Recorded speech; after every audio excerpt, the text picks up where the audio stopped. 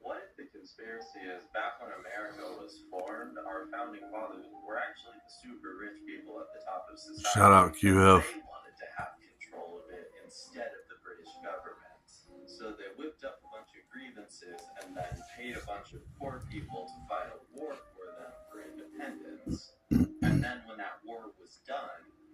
they pit their poor white workers against their enslaved black workers, and they pitted those poor white workers against the native population who they said, hey, you can go steal their land, to make sure that that white working population would never band together with the enslaved people or the natives, because that would be a threat to their power. And then what if they took that system and just kept renewing it year after year after year until they not only controlled the eastern seaboard, but the entire continental United States? What if all of this came to a head with a civil war in the 1800s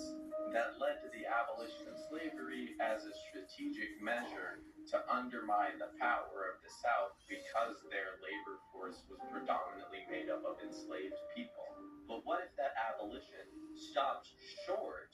of full equality because the same elite wanted to keep up the class divide between their white middle class and their formerly enslaved working class,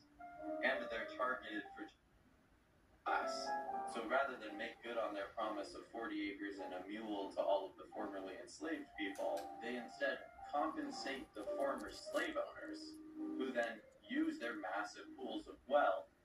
to make another system almost identical to slavery, but with a different facade, so they could keep up the wealth inequality that let them believe that they were superior to black people in the general. And what if they maintained that inequality all through industrialization, because it was materially advantageous to those super rich to keep their underclasses divided?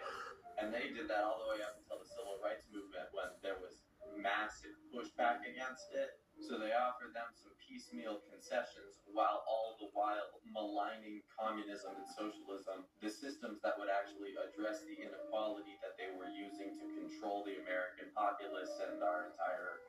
way of life, social structures, governmental structures, educational structures, institutional structures, while they also undermined those civil rights movements and assassinated their leaders.